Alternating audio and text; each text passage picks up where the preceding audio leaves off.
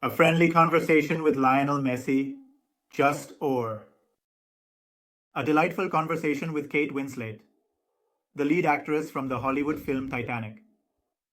It will be quite entertaining to watch the video of all this. This is no joke. Something will happen.